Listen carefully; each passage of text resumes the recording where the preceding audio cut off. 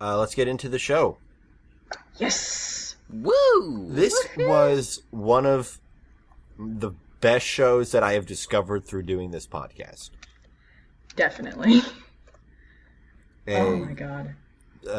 Just spectacular 13-episode run, tragically cut down in its prime. I dug it. It was so good. So fucking fun. And I loved how each episode was better than the last one. Yeah. Yeah. They really were each very special episodes of Clone High. So, for those of you who don't know what Clone High is, I'm going to read you the description off of the official Clone High website, which still exists. Is it just the lyrics to the theme song? No. Because you could idiot. do that. No!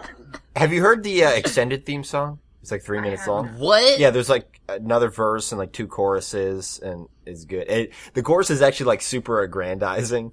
It's like organic and engaging, clone high. Like, it's great. Like, apparently a lot of the insert songs in the show, I thought they were like written purposely as like parody songs, but apparently they were already real songs that they just took and put in the show. Yeah. They just found the dumbest song. Yeah, I recognized one of them, which was It Takes Some Time by ska band Catch-22. I heard when I was in my big ska phase. It came up on Pandora. It's one of those songs that like wasn't bad enough to skip, but I wouldn't ever give it a thumbs up. You know what I mean? Because you don't want to use your skips up on something that's just okay. Yeah. But Clone High bravely tackles challenging teen issues such as sleep deprivation, catching ADD from toilet seats, the evils of litter, and having the guy you like not like you back the same way you like him. Will Abe get together with Cleo or be thwarted by the handsome JFK? Will Joan finally get Abe to notice her? Who is to say? We are. Make the fucking show. Let us do our job. Christ. So the premise is that it's a high school made of clones of famous people for the sake of some government project, to weaponize them. Yeah, I never fully understood their plans for the clones. Why would you clone? The principles are very apparent. Cloney Island. Which I would go Me to. too. Because it's like Jurassic Park, but no one's gonna eat people. Maybe Genghis Khan. Maybe he's sweet. Maybe if they do like He is nice.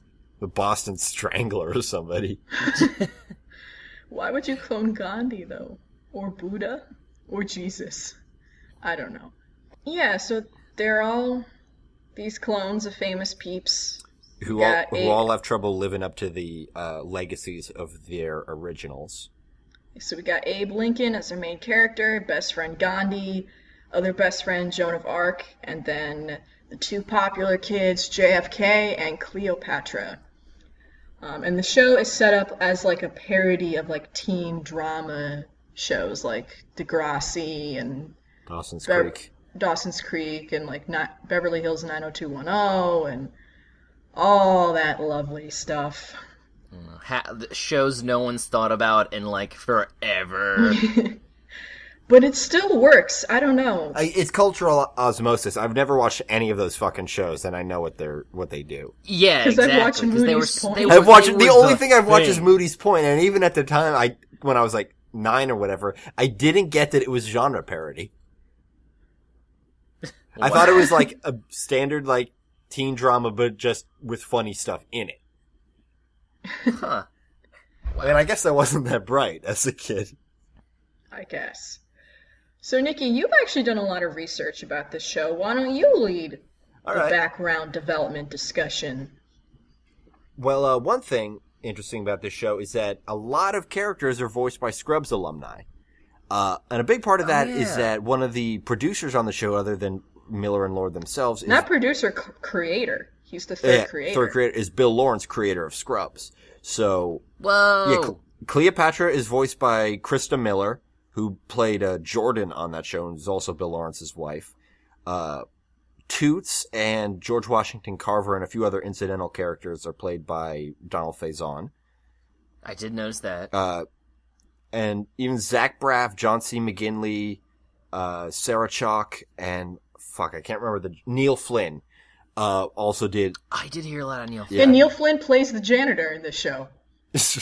Very on And the nose. He actually has they have the same name, and according to Bill Lawrence, he got the janitor's name from the name of the janitor from Clone High. What was his name? Something like really normal. It was like the running gag. The running gag was that you didn't know his name, and then in the last episode he just says a name. And then I think I read in the creative review, he's like, "Yeah, if you don't want that to be his name, he could have just been lying, because he's the janitor." I loved his pseudonym, which was Jan Etor. Dr. Jan Etor. Jan Etor.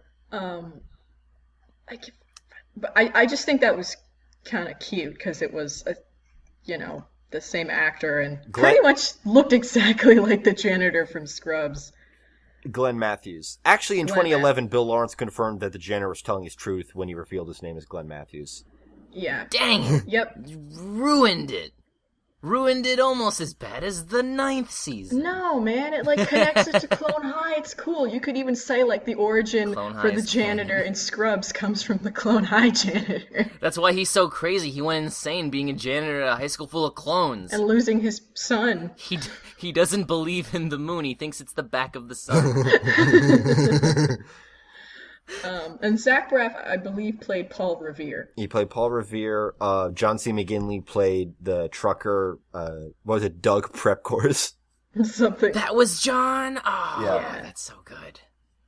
I love John C. McGinley. But yeah, how did this show get started? How'd they do this? I remember them saying, Lord and Miller saying that it was the easiest. They came up with it when they were in Dartmouth.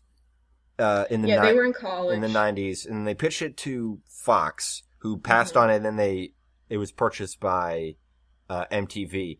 They said it was the easiest pitch they've ever done because it writes itself. Pretty much. High school full of famous people. Yeah, and originally they were going to be in college, but then they got the idea to parody things like Dawson's Creek and stuff. So they moved into high school, and the characters went through a bunch of different phases of how they were going to be, personality-wise, before they settled on what we've got.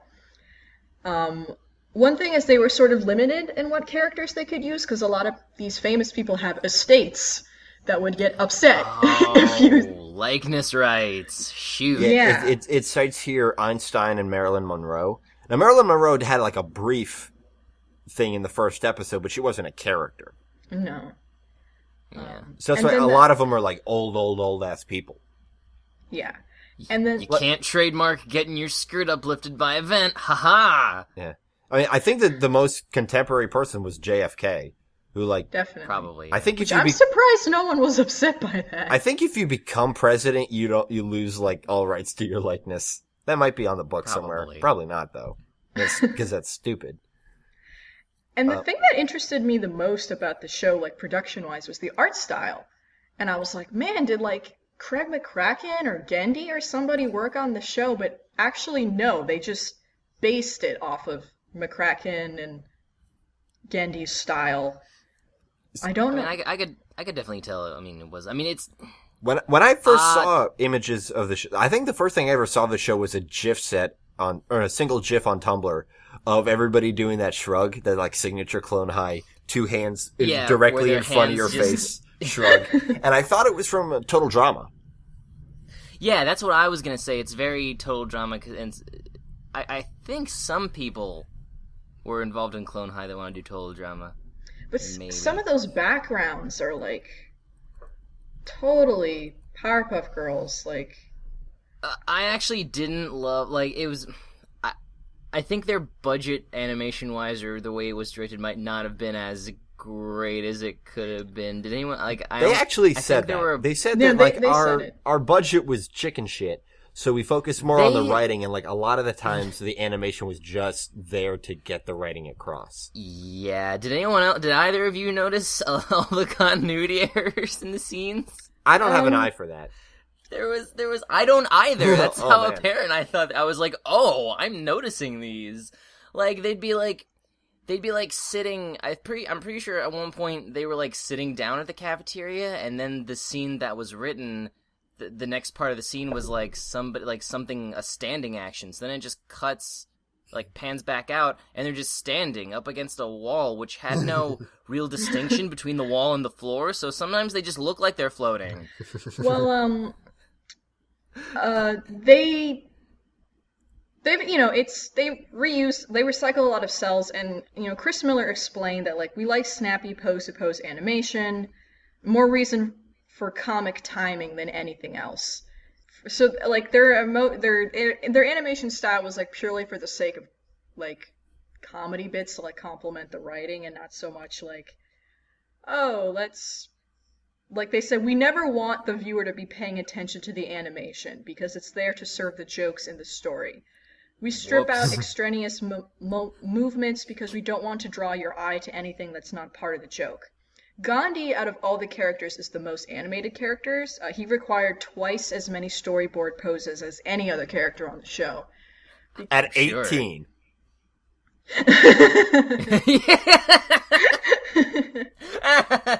I'm sorry. I don't mind it. I like the designs. I liked Abe's weird, awkward neck. Oh, his broken neck. He's got like he's got an elbow in his neck. I think the most incomprehensible anatomy is probably JFK. With his butt, his butt is always in profile, even when he's seen head on. Just one cheek is in profile. It's like Mickey Mouse's ears. There was one time he was laying in bed and his butt was still in profile, and then the emphasis on his package being giant and like always creating that impossible bulge, and like I just thought it was funny. I didn't really care. Oh yeah, no, I don't care. I thought it was funny because like when we talked about Kim Possible with the style of breasts always being in profile, I thought it was neat to see a dude's butt always in profile. He's got that Kimp butt. The show was wildly unpopular in its original run. That almost makes the joke funnier. Like this really unpopular show is acting like it's the biggest teen drama on television.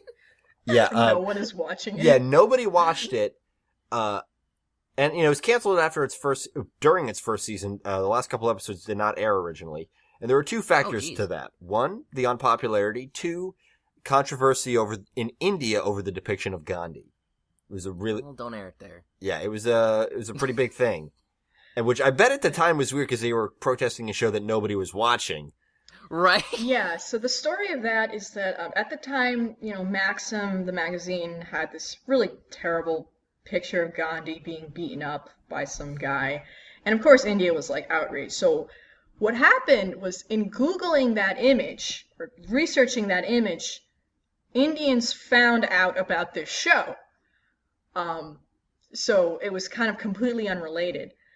And of course, they were really upset because Gandhi in this show, his whole deal is that he couldn't possibly live up to who Gandhi was. So his whole deal is to just not even bother and be like this fun party animal. And part of that, Lord and Miller based that off of what they read about Gandhi's like youth, and that he was like before he like really got to be the man that we know him, and when he was like a super young guy, apparently like he was a little bit more wild. And that's where they sort of got that idea. They did historical research for this show? Couldn't you tell? Like, there are facts in here that are like, because I don't know legit. Enough about history to tell. Well, they did, and there are a lot of jokes in this show that are historical jokes. But anyway. The best one is, I'm a Kennedy! I'm not accustomed to tragedy! Nothing ever bad. I was going to say that the best show is nothing bad ever happens to the Kennedys. Yeah, I mean, they made the joke in two different forms in two different episodes. Yeah, those jokes I got because the Kennedys. Man, what's with Napoleon? It's like he's got some kind of complex or something. Bwomp, bwomp. On January 30th, 2003, the 55th anniversary of Gandhi's assassination, approximately like 150 protesters, including members of parliament, gathered in New Delhi and vowed to fast in response to Clone High, which is pretty extreme. Yeah, I mean, I think that's as many people as were watching the show. Yeah. So, Tom Freston, who was owner of MTV, had a Viacom at the time, was visiting the network's India branch and apparently was trapped in the building during this time, according to Miller. Oh, God. And then in 2015, he recalled that the protesters basically threatened they'd revoke MTV's broadcasting license in India if they didn't take the show off the air. Jeez. It was a big deal. I know for a fact none of them even watched it. None of them watched this show they're protesting. What are you doing? It's a dumb cartoon. Gandhi is very important. It's a really dumb cartoon. And so, MTV offered their apology, stating Clone High was created and intended for an American audience. We recognize and respect that various cultures may view this programming differently, and we regret any offense taken by the content in the show. Which is pretty wishy-washy. Yeah. It's your fault for getting offended. Yeah, apparently, the executives were a really big fan of the show, and did ask for a pitch for the second season, but, with all this crap going on, it just... Did all the main cast get assassinated? Was Cleo assassinated? No, it was suicide. Died. Everybody had a tragic death. Oh. It was assassination, burned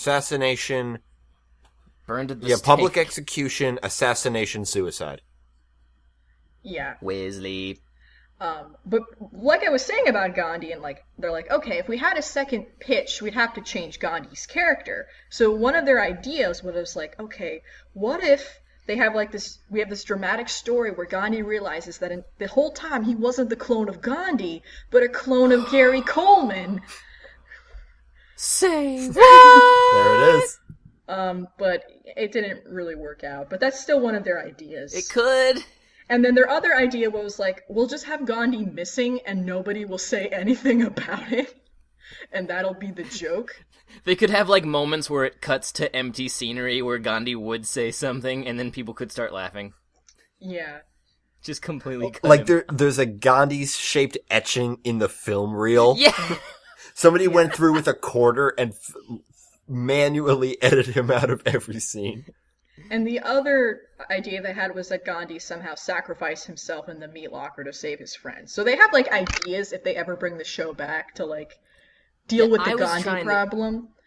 I actually had an idea about bringing it back. If it came back instead of being a goof on teen drama, it could still be that, but it could also be a goof on how everybody's bringing back super nostalgic shows and then it comes back and no one really cares. People just wanted the idea of having a show they loved back. I mean, that's exactly word for word Thundercats. Yeah. I mean, they had... Because people, not just talking about the original show, people love the idea of Thundercats, but nobody likes watching it. It's bad. It's dumb, yeah. But they had, a whole idea. They're okay, so for season 1 was going to be junior year, season 2 was going to be first half of senior year, season 3 was going to be the second half of senior year, and then at the end, they would all go through a wormhole and repeat senior year in season 4. And then there would be a season 5 where they made it to college. Or the other option for them having to go through senior year again was they just having forgotten what had happened over the course of the summer, and they had to put the pieces of the puzzle together to find out how they got to out of the cliffhanger, and they've had all these really funny ideas of how they could keep this show going. God, I think at the third repeat of senior year, I would get legitimate anxiety of the concept of being stuck in high school. Mm-hmm. Oh my God. Not knowing it was coming every season finale, God damn it! I love it. And they also had an idea where they were going to have just too many dances and proms. Yeah, so every dance in the show was going to be a prom, and this came through a little bit in that there was a homecoming prom, and the finale was the winter prom. Yeah, but they ended up cutting out that goof. I think it would have been a funny goof. It was a great goof. I mean, it was going to be fucking ridiculous. They were going to have a post-finals prom and a... Post-prom cleanup prom. Post-prom cleanup prom. I think that would have been funny. Make a comic book. That's what every cartoon that can't come back does. Yeah. Yep. And as for it coming back, they said Lord and Miller have considered it a film adaptation. They said in an article that they joked that our entire career has been getting Clone High back on the air. The main obstacle at this point is rights because, Mm-hmm. you know, at the time they were under contract with Fox. Bill Lawrence was with Warner Brothers, and the rights are owned by MTV Viacom. So, like what we were saying with Iron Giant, you would have to like excavate the rights to this show. Good lord. Yeah, and another issue they brought up is that they're like, well, their work hasn't been as like, it doesn't quite have the teeth. I don't know what you would call it teeth, but like this is one of their more like graphic, like more sexually charged works compared to their other stuff, which is PG-13 at the worst. A lot of the stuff they've done has been like kids stuff, so they're kind of like, can we, like, now that we have this image that we have, can like we go back and make Clone High what it was? I don't know. I mean, I don't think it's like that big of a problem, but it's just something that they think about. But yeah, the show was canceled after less than a season in the U.S., but it was the whole thing was aired in Canada, and the DVD was also only released in the Canadian market.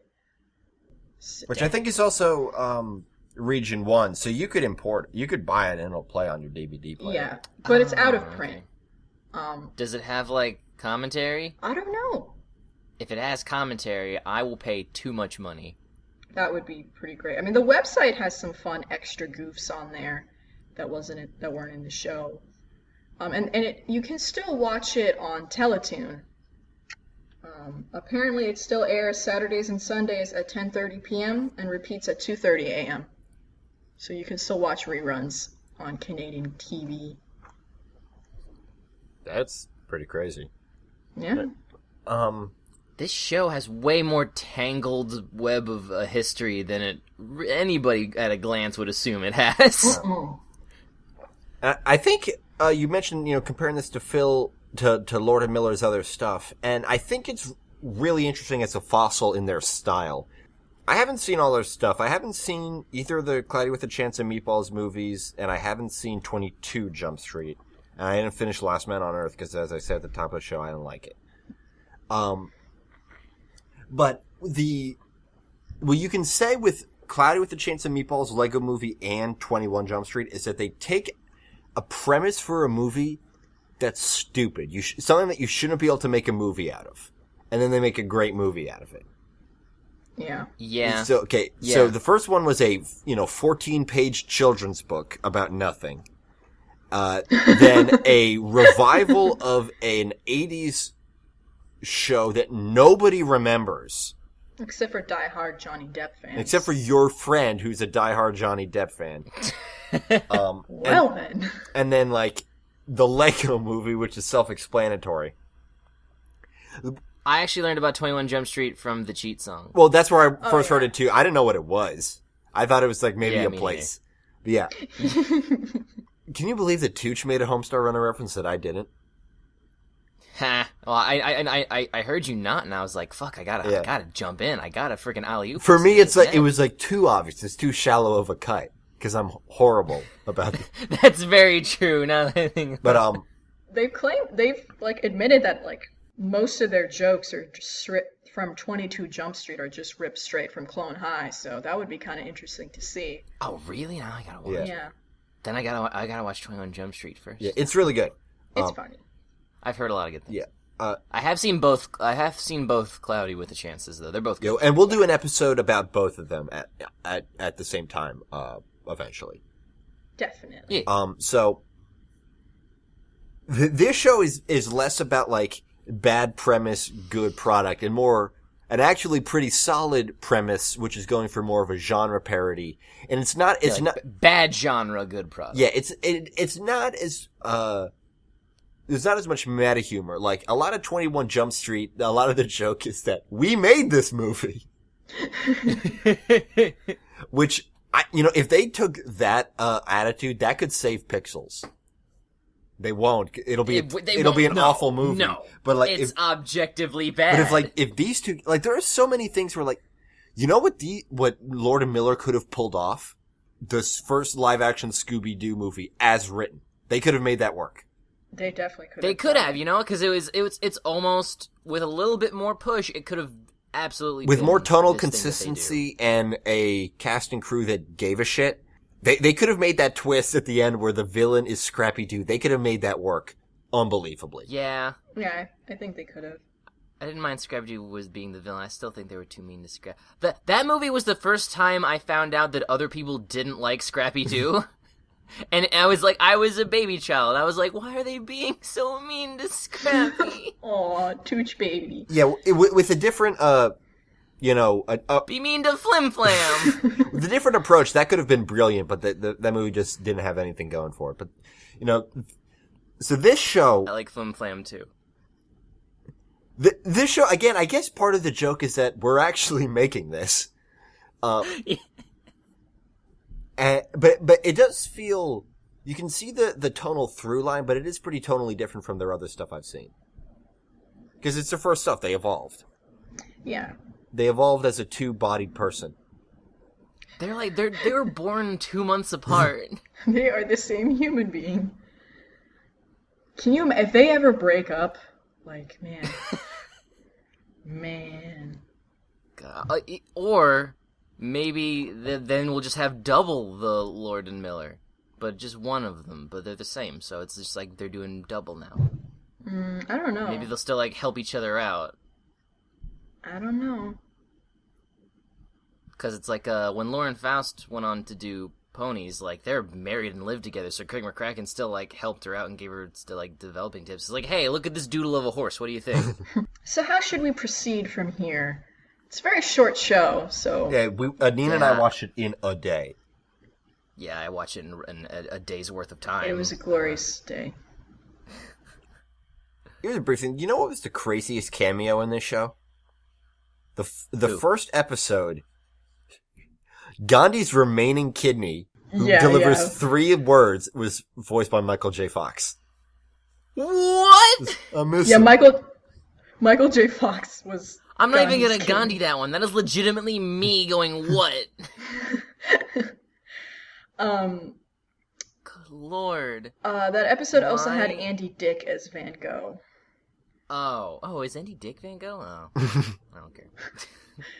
I don't know who Andy Dick is. Is he not a nice person?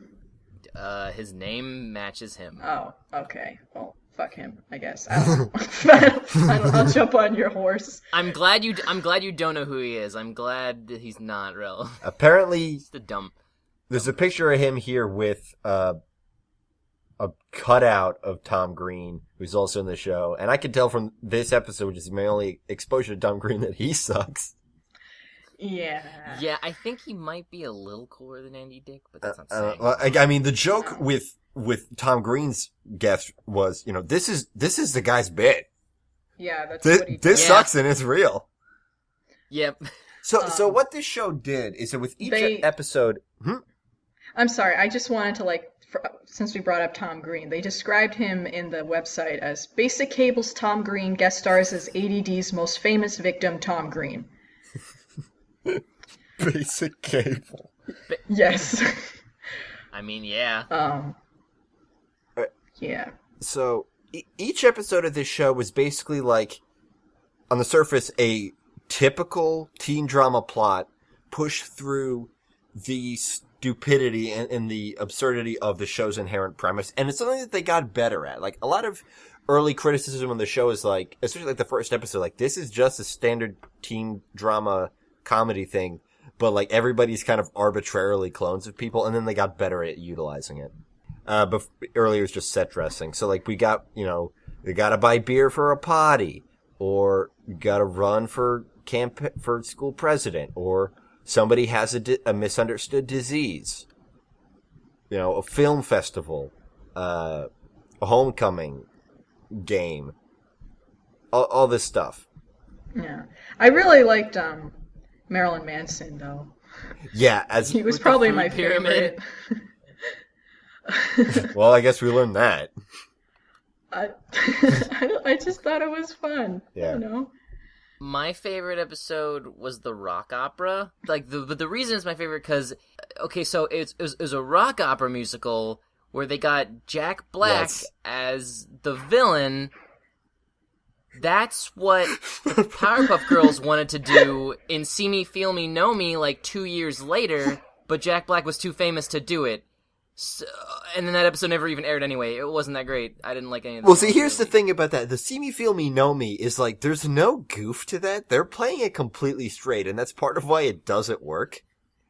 Whereas, obviously, everything that this show does, even if it's like the more serious stuff, the tongue is pretty firmly in the cheek. Like, so it's like a drug thing, and they're smoking raisins. I mean, that's enough. Raisins! I love how, like, they forget that they're a rock opera for a little bit. Yeah, because, like, we stopped in the middle of that episode, had dinner, and then came back, and then, like, a song started. It's like, when did this become a musical? Because you forgot the first two songs. I mean, the first song is super on the nose. It's just them singing about how everything's normal. I mean, I wasn't sure if that was just, like, a pre-opening credits bit or not. I thought that was just, like, a one-off thing. And then more songs. I saw I saw the titles as I clicked them, so I was like, oh, this is a rock opera episode.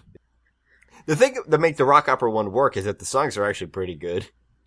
Yeah, I dug them. And they're funny. Like, I love when Cleo's like, you can't just destroy a wall with love. It's an abstract concept. It can't knock things down. And then, of course, Abe is like, I guess I just have a really strong constitution. I can taste the sun! Like, I love it. It was super, super, super good. My favorite episodes were that one and Litter Kills Literally. Oh, I love that one. That one was fucking insane. Because, okay, the thing they're parroting there is a character dies. And they're even, like, and then, like, the goof is that, we're introducing a new character to kill him off. But then they go one step further and actually make this character they introduced just to kill great and, like, really likable and funny and seemingly important. Was Ponce de Leon, he's Fonzie and James Dean and everybody wrapped into one. He's literally Luke Perry, voiced by Luke Perry. Yeah, and the idea that, like, he establishes the trend of littering being cool. and like all this stuff with, like, JFK, like, being a goddamn human in that one for once was incredible. Yeah, like, it actually got kind of emotional, and I was like, oh, man. Yeah, and like you can tell that they're still, like, it's still goofy because everything that happened is super goofy, but, like, they're capable of being both, you know, goofy and, like, actual drama and everything. Like, that was the thing with the finale. It's like, the love triangle up until then had been entirely and deliberately stupid as hell. But when I didn't get any resolution, I was really bummed. I just lied on the floor for a bit. Good lord. Oh, man. I just love the bit where Ponce came to JFK, like, as part of his subconscious, and he just couldn't understand what was going on. It's like, are you a genie? And then that one line where Abe is like, yeah, I saw him the other day. He's a genie that lives in my head. Like, I was reading some articles about this show at work, and I was like, I had to go to the bathroom to laugh so hard because it's so fucking funny. These dumb jokes. I love them. Yeah. I think the single hardest I laughed was in the prep course episode, where it's like, so what's your name? My name's Prep Course. But Doug Prep Course died 40 years ago this very day. And it does the flashback of all the things he's been doing. So it's him talking to himself in a diner, him just pouring gasoline all over the floor of a gas station, and then just floating in an invisible truck. I love Gandhi. Oh, man. I think JFK is my favorite. Like, my favorite JFK bit was every time he has to sing a song, he laughs at, like, middle school gay lyrics and just bursts up laughing. There's two gay foster dads. I love it when he calls them, like, hey, gay foster dads. Hey, gay foster dads. Apparently, JFK was played by... one of the two guys. Chris Miller. Miller. And apparently Miller actually, like, took vocal lessons to, like, practice his JFK impersonation. Which is strange, because that's one of those impressions that, like, everybody can do, quote unquote. I mean, I can't. Well, he studied the speech. Apparently, he actually studied the speeches of JFK to like perfect the voice, which is like another thing you wouldn't imagine them like doing on this like seemingly kind of half-ass show. Yeah, but they actually did a lot of research and like I think it shows because I got a lot of those jokes. Yeah, Chris Miller voiced JFK and okay, hold on. Cleopatra was voiced by Krista no relation. Miller. No relation. Yeah, that I read that at first and I was like, but then I was like, no. It's a pretty common name. I guess it's just uncanny. So Chris Miller voiced JFK and Mr. Butlertron, who was, I understand, to be a parody of Mr. Belvedere, which I just have no cultural context for what that is. Me neither. I know of it, but yeah. Yeah, originally they wanted his name to be Belvatron, but they couldn't get the license. Yeah, and the Wesley's thing was one of the kids from Belvedere. I don't know. And then Phil Lord played Principal Cinnamon J. Scudworth. I love it. Cinnamon. Yeah, and I love Scudworth. Stamos. Yeah, his Stamos tantrum was my favorite part. And he also played Genghis Khan. The best goof from Genghis Khan is just that part where you saw his hands. I love his little... Well, what about the goof in the locker room? That made you laugh. What was the goof in the locker room? How do you... Like, it's when Joan infiltrated the boys' locker room pretending to be a boy. Oh, yeah, and all the dudes are naked. And he just walks by, and you just hear, like, the sound of an axe dragging on concrete. But I do love his little chubby hands. His chubby hands. And his little stub fingers, and, like, just weep and wail. Oh, woo, woo, woo, woo. I loved him. He was so cute. I also really like Marie Curie. She was really cute, too, and sweet. Yeah, also voiced by Nicole Sullivan, who voiced Joan of Arc. So, second proper episode in a row with her in it. The rest of the cast you can go through. This has been an accidental Nicole Sullivan fortnight. Yep. Abe Lincoln was Will Forte. Gandhi was Michael McDonald. Cleopatra's Krista Miller. Actually, at this point, we've now pretty much mentioned everybody. Yeah, I mean, it's not too many characters. A lot of the incidental characters are just Scrubs alumni. Yep. Mostly Donald Faison, who, I mean... He also plays Toots. Yeah, Toots is great. Here's the thing with Toots, is that, like, blind people walking into shit jokes are, like, that's the lowest common denominator of joke that, like, really gets me almost every time. I mean, that's one of the only two jokes in Robin Hood Men in Tights. The other joke is like some kind of... I love Robin Hood Men in Tights. I like that movie too, but I'm saying it's got like two main jokes. The blind guy is blind, and... His name's Blinken. And then they do, or they'll do like some kind of anachronistic goof. Like 16th Century Fox or whatever. Like, I love that Toots is, like, he's supposed to be a parody of, like, the magical Negro role that's found in a lot of these teen shows. Where, like, they, like, go to him for, like advice. His, every time he walks to a scene, just, I may be blind, but I can still see ba ba ba ba ba. Yeah. And it's never relevant or helpful. No, it's nothing to do with anything. Toots is great. Obviously, JFK's gay foster dads are great. Yeah, everybody's got, like, mismatched parents, except, I guess, for Abe, because Gandhi's got stereotypical Jewish parents. Like, there was the montage of Gandhi putting the fish up his nose throughout his friendship with Abe, and we were like, why is he at a bar mitzvah? And then we saw his parents, and we're like, oh. I'm gonna go hang myself, and I'm using the good noose. I really like that episode, too. Oh, my God. Which episode was that where she said that? That was the trucker one.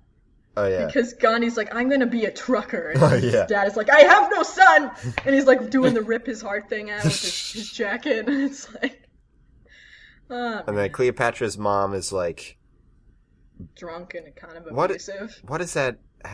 It's basically Lindsay Lohan's mom.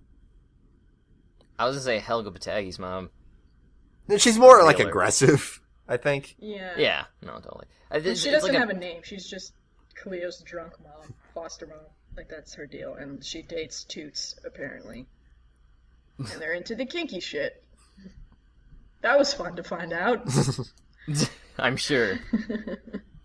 I also loved Snowflake Day. Because the idea is that, like, they're doing, like, a non-denominational winter holiday, but they go ahead and make up all this stupid mythos for it. The Snowflake Jake and the pirate, everybody's getting spices. Spices. And the Mandy Moore, who may not be Mandy Moore. And they carry it all the way over to the credits where it's Mandy Moore question mark? Is Mandy Moore as herself? Now, there are a few times where I felt that they pushed a joke too far. I can't remember any examples where it didn't work, but one where they pushed it too far and then just kept pushing it and became good again was Plane Crazy Gate Expectations, the one with Ashley Angel, and like, don't get on that plane. And they did it like 9 times in the span of 45 seconds. Yeah, that, I don't know, I liked it. I think they did it, like, they did it just enough, Cole, because at that point... I think if they had stopped doing it earlier, it actually would have been bad. It just would... Yeah. At that point, it just loops back around to being... And they always again, say it's like... Ashley Angel from O-Town, because it's like, nobody knows who the fuck this is. Musical superstar Ashley Angel from O-Town? And, like, I was just so confused by the B-plot in that episode with Scudworth and, like, the Looney Tunes skunk. Yeah, I don't know. Try and catch me, bitch! I liked where it split the difference between, like, all the dynamite violence is more violent and impactful than usual, but it doesn't go too far to be, like, gross, and I don't like it. Unlike the Snowflake. The Snowflake episode with all of Abe's mouth mutilation was super hard to watch. But you were laughing the whole time. I was laughing, but I was also gonna throw up. The worst was the first one where he just puts the fistful of broken glass in his mouth and it pops his cheeks out. Ugh. And he's just like still chewing it for like the whole scene. Oh god, my cheek hurts. And then, of course, the last one was funny too, where he's like, why does this keep happening to me? Especially since the razor blades weren't even that hidden, like, Joan didn't even try that hard. And I love how they were all wearing the same thing they always wear, but it was winter because they had scarves. Yeah, Joan still had the low-cut top and the exposed midriff. Yeah. Is Joan of Arc and Sam from Danny Phantom basically the same character? Yes. Yes. They are the same character. They both... Absolutely. They're both goth. Goth? I guess. They're both gothish. How do you guys feel about the whole love triangle thing? I mean, it's part of the genre, so... It was pretty funny. I think that's what saved points. It. Like, I love how Abe was just like, he had the one joke was like, oh, Joan, that fake infatuation bit you do never gets old. Like, I don't know. Yeah, I think that if the whole show wasn't wearing a lampshade, it would have been pretty ingratiating. Oh, yeah. Absolutely. I feel like... They had some of the most amazing exchanges because of that. Like what? Triangle. Oh, I'm gonna read them to you. You're gonna remember them, and then you're gonna laugh, and then you're like, I'm glad that existed. And like the thing on the dock. You remember the dock in the first episode? Where it's like, Abe's like, well, right now all I can think about is not thinking about you over there on your thinking dock. Thinking about what you did, Joan. I was only trying to help Abe. You don't know what you're getting into, what she's getting you into. And Abe's like, you don't know what you're getting into, and that's out of my friendship. And you know what hurts the most, Joan? This nail I just... There's a metaphorical nail in my other foot that hurts the second most. Yes. And it's from you backstabbing me. That was when the show first glitched so for me. Instead of the nail metaphor, I should have used a stabbing metaphor? But it's too late for that now, isn't it? I guess it is, Abe. Abe's rants are the greatest. Oh my god. Oh god. And then the one with the extended metaphor... with the fucking, oh my god, the one where they just keep going and you don't even know what they're saying anymore, and they don't even know what they're saying anymore, with like the paddle and the boat. Yeah. I vaguely remember this monstrous nightmare. One thing I liked about this show, in the episode with Jeanne d'Arc, where, you know, and I think this is sort of a signature thing for Lord and Miller, where like, JFK finds himself, like, attracted to Jeanne d'Arc, which is Joan of Arc in boy drag, and is, like, confused about it. She's literally just wearing a baggy t-shirt, a backwards baseball cap, and a giant comical mustache. Yeah. Yep. And so, like, they do the whole, like, oh, no, I'm gay, but, like, they remain cool about it, and he's just like, I guess this is my life now. I'm gonna watch Will and Grace with my 2 gay dads.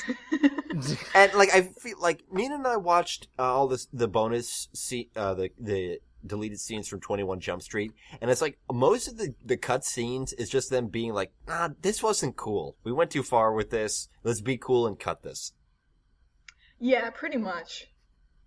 So, like, they know their limits.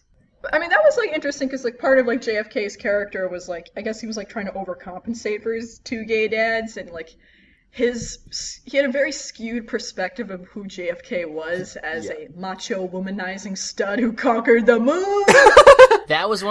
That's one of the jokes that I remember that, like, stuck with me when I first caught, like, a few episodes back in the day. Like, I always remembered that bit, like, a stud who conquered the moon. So, like, my favorite history joke was that Catherine the Great needs to get off her high horse.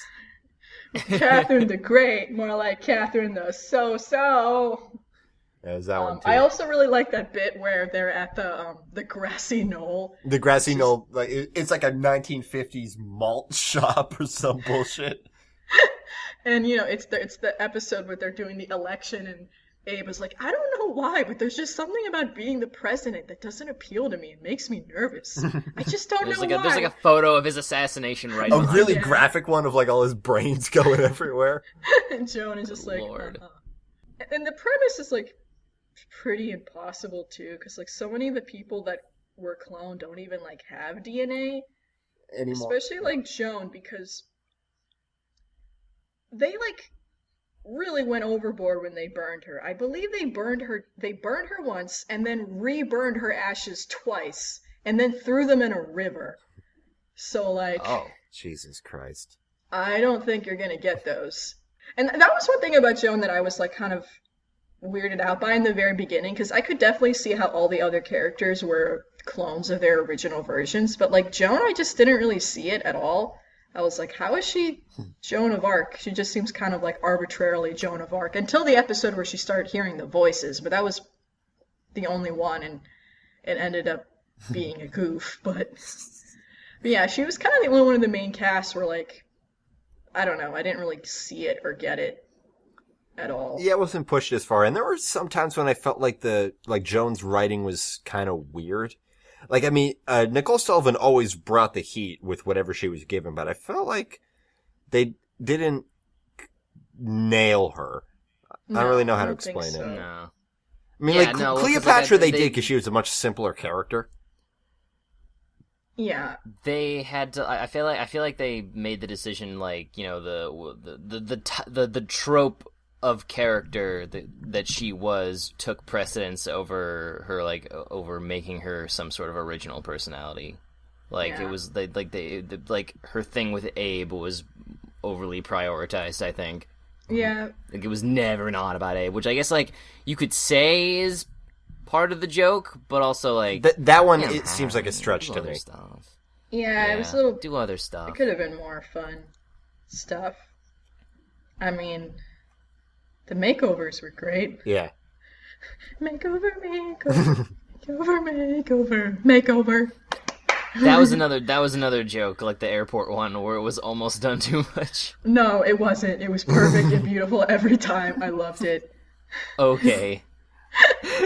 It's so stupid. And, like, the first makeover, she's trying the most ridiculous fucking costumes. And it's like, why? Oh, I'm sorry. This show gives me the gigglies. Yeah, it's super. Let's start wrapping it up, I think. You know, You just gotta watch it because the joke's so fresh. it's very fresh, and if you're a fan of Lord Miller's more familiar work, it's a good way to look back at where they started. But yeah, it's just spectacularly written. It's just funny as hell, and you'll like it. Mm-hmm. You sold us all a bill of goods, and those goods turned out to be bad. Then you sold me up the river. That was it. That may be, but I sent you up that river with my heart as a paddle. Which episode was this? Fucking, I don't remember. So, yeah, wholehearted recommendation from all three of us. Oh, yeah. Watch it. Totally watch it. It's required. You gotta. Thank you to all of our fans. It's a required viewing for the Goonterian collection. Thank you to all of our fans who suggested that we do it. I'm so glad you told me about this show. Criterion collection? Yeah. Then that's that. We don't own the word tune. Not yet. I've been gaslighting a guy at the patent office. Do you know what that word means now, right? I learned like last week.